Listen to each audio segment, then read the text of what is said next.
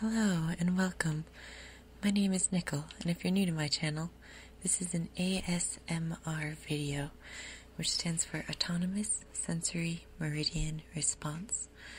In short, this is designed to give you a pleasant, tingly sort of sensation in the back of your head. I'm new to the community, and I thought I'd start out with a nice little wander through Skyrim. This is a brand new game, and I've got a number of mods installed. Right now, we're just outside the city of Markarth, and I thought I'd head east towards Whiterun. While we journey, I'm going to read from a book or two from the world. Our first book is Morning Star by Karlavak Townway. 1 Morning Star, 2920, Mournhold, Morrowind. Almalexia lay in her bed of fur, dreaming, not until the sun burned through her window, infusing the light wood and flesh colors of her chamber in a milky glow, did she open her eyes. It was quiet and serene, a stunning reverse of the flavor of her dreams, so full of blood and celebration. For a few moments, she simply stared at the ceiling, trying to sort through her visions. In the courtyard of her palace was a boiling pool which steamed in the coolness of the winter morning. At the wave of her hand, it cleared, and she saw the face and form of her lover Vivek in his study to the north. She did not want to speak right away. He looked so handsome in his dark red robes, writing his poetry as he did every morning. "Vivek," she said, as he raised his head in a smile, looking at her face across thousands of miles. "I have seen a vision of the end of the war." "After 80 years, I didn't think anyone can imagine an end," said Vivek with a smile, but he grew serious, trusting Alamexia's prophecies. Who will win, Morrowind or the Cyrodiilic Empire? "Without Sothasil and Morrowind, we will lose," she replied. "My intelligence tells me the Empire will strike to the north in early springtide, by first seed at the latest. Could you go to Artaeum and convince him to return?" "I'll leave today," she said simply. 4 Morning Star, 2920, Gideon, Blackmarsh. The Empress paced around her cell. Wintertide gave her wasteful energy, while in the summer she would merely sit by her window and be grateful for each breath of stale swamp wind that came to cool her. Across the room, her unfinished tapestry of a dance at the Imperial court seemed to mock her. She ripped it from its frame, tearing the pieces apart as they drifted to the floor. Then she laughed at her own useless gesture of defiance. She would have plenty of time to repair it and craft 100 more. The Emperor had locked her up in Castle Gaoves 17 years ago, and would likely keep her here until he or she died. With a sigh, she pulled the cord to call her knight, Zook. He appeared at the door within minutes, fully uniformed as befitted an Imperial guard.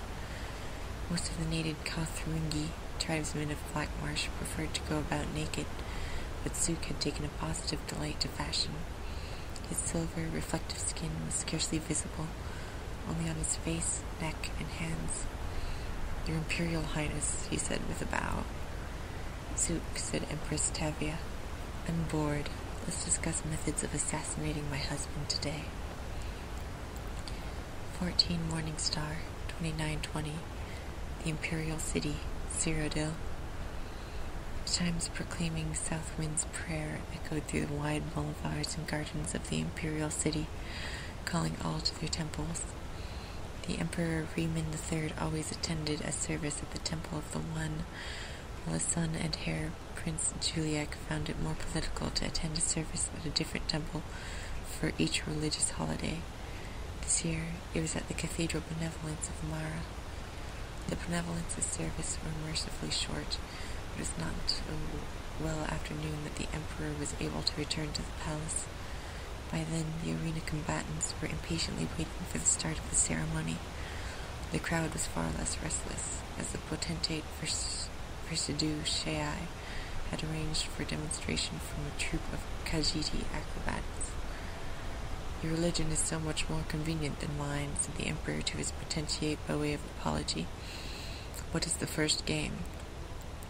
A one-on-one battle between two able warriors, said the potentate, his scaly skin catching the sun as he rose. Armed befitting their culture. Sounds good, said the Emperor, and clapped his hands. Let the sport commence. As soon as he saw the two warriors enter the arena to the roar of the crowd, Emperor Riemann III remembered that he had agreed to this several months before, and forgotten about it. One combatant was the potentate's son, Severian Chorak, a glistening ivory-yellow eel, gripping his katana and wakizashi in his thin, deceptively weak-looking arms. The other was the Emperor's son, Prince Juliek, in ebony armor with a savage orcish helm, shield, and longsword at his side. This will be fascinating to watch, hissed the potentate, a wide grin across his narrow face. I don't know if I've ever seen a Cyrodiil fight in Akavir like this. Usually it's an army against army. At least we can settle which philosophy is better, to create armor to combat swords as your people do, or to create swords to combat armor as mine do. No one in the crowd, aside from a few scattered Akaviri councillors and the potentate himself, wanted Severian Chorak to win, but there was a collective intake of breath at the sight of his graceful movements. His sword seemed to be a part of him, a tail coming from his arms to match the one behind him. It was a trick of counterbalance, allowing the young serpent man to roll up into a circle and spin into the center of the ring in offensive position. The prince had to plot forward the less impressive traditional way. As they sang at each other, the crowd bellowed with delight. The Akaviri was like a moon in orbit around the prince, effortlessly springing over his shoulder to attempt a blow from behind. But the prince whirled around quickly to block with his shield. His counterstrike met only air as his foe fell flat to the ground and slithered between his legs, tripping him. The prince fell to the ground with a resounding crash. Metal and air melted together as Severian Chorak rained strike after strike upon the prince, who blocked everyone with his shield. We don't have shields in our culture, murmured Versude Shie to the Emperor. It seems strange to my boy, I imagine. What's a Our country, if like you don't want to get hit, you move out of the way. Go home to your mother. Have a pause for just a minute.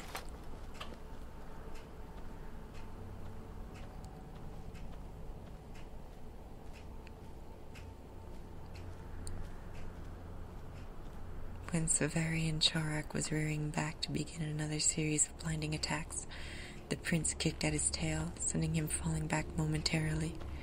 In an instant he had rebounded, but the prince was also back on his feet.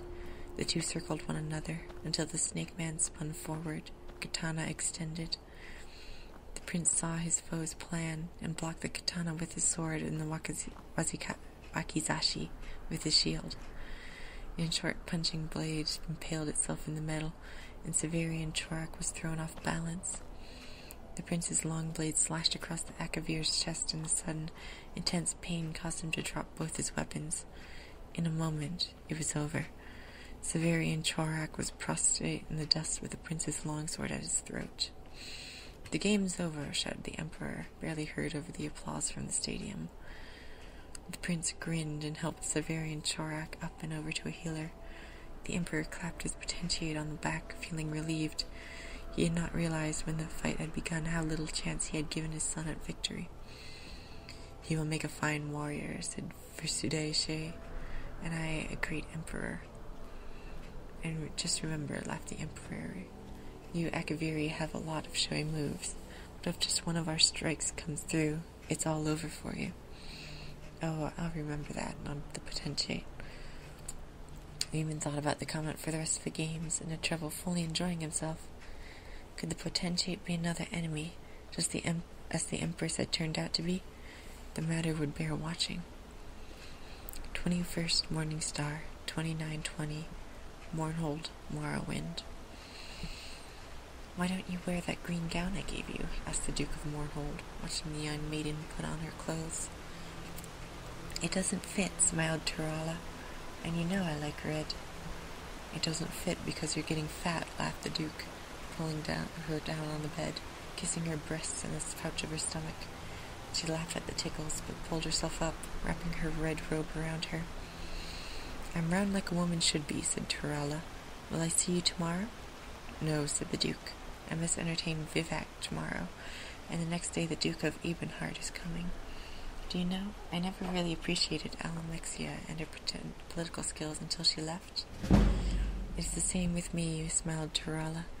You will only appreciate me when I'm gone. That's not true at all, snorted the Duke. I appreciate you now. Terala allowed the Duke one last kiss before she was at the door.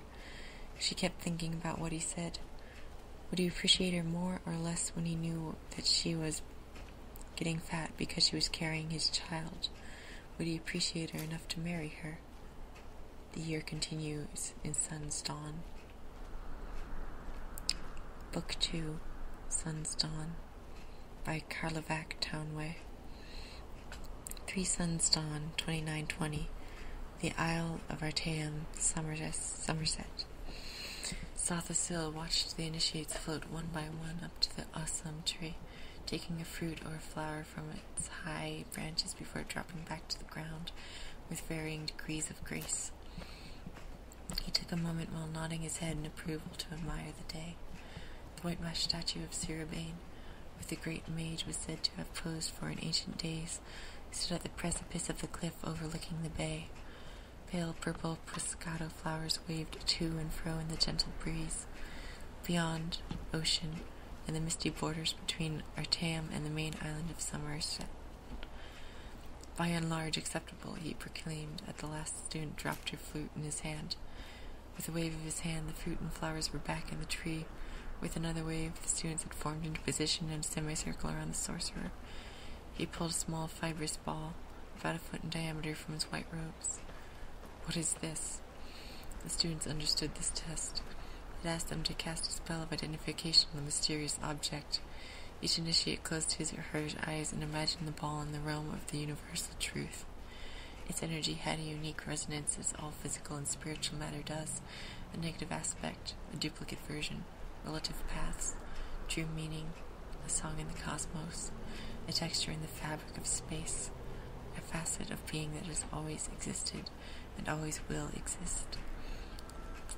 A ball, said a young Nord named Wellig, which brought giggles from most of the younger initiates, but a frown from most, including Sothasil. If you must be stupid, at least be amusing, growled the sorcerer, and then looked at a young, dark-haired Altmer and last who looked confused. Lalatha, do you know? It's Grom, said Lalatha, uncertainly. What the drug muff after they've Carvanashim, but very good nonetheless, said Sothasil. Now tell me, what does that mean? I don't know, admitted Lalatha. The rest of the students also shook their heads. There are layers to understanding all things, said Sothasil.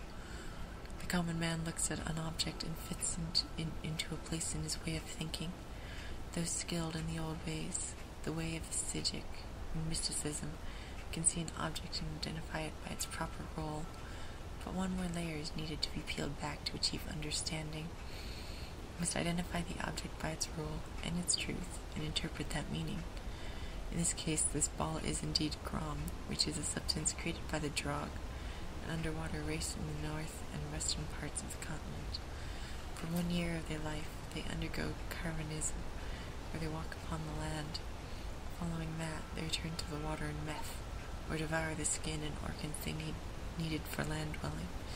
Then they vomit it up into little balls like this. Grom. Drew vomit. The students looked at the little ball a little queasily. Sothasil also always loved this lesson. 4 Sun's Dawn, 2920. The Imperial City, Cyrodiil. Spies, muttered the Emperor, sitting in his bath, staring at a lump on his foot. All around me, traitors and spies. His mistress, Rija, washed his back, her legs wrapped around his waist. She knew after all these many years when to be sensual and when to be sexual. When he was in a mood like this, it was best to be calmly, soothingly, seductively sensual. Not to say a word unless he asked her a direct question. Which he did. What do you think when a fellow steps on his Imperial Majesty's foot and says, "I'm sorry, Your Imperial Majesty"? Do you think, pardon me, your Imperial Majesty is more appropriate? I'm sorry. Well, that almost sounds like the bastard Argonian. I'm sorry, I am his Imperial Majesty. Then that he hopes we lose the war with Morrowind. That's what it sounds like. What would make you feel better? Asked Regia. Would you like him flogged? He is only, as you say, the battle chief of Solres. It would teach him to mind where he's stepping. My father would have flogged him. My grandfather would have had him killed, the Emperor grumbled. But I don't mind if they all step on my feet, provided they respect me, and don't plot against me. You must trust someone. Only you, smiled the Emperor, turning slightly to give Regia a kiss. And my son, Juliac, I suppose, though I wish he were a little more cautious. And your council, and the potentiate? Asked Regia. A pack of spies and a snake, laughed the Emperor, kissing his mistress again. And they began to make love, he whispered. As long as you're true, I can handle the world. 13 Suns Dawn, 2920. Mournhold, Morrowind. Terala stood at the black, bejeweled city gates. A wind howled round her, but she felt nothing. The Duke had been furious upon hearing his favorite mistress was pregnant and cast her from his sight. She tried again and again to see him, but his guards turned her away. Finally, she returned to her family and told them the truth. If only she had lied and told them she did not know who the father was. A soldier, a wandering adventurer, anyone. But she told them that the father was the Duke, a member of the house Imperial. And they did what she knew they would have to do, as proud members of the house Redoran.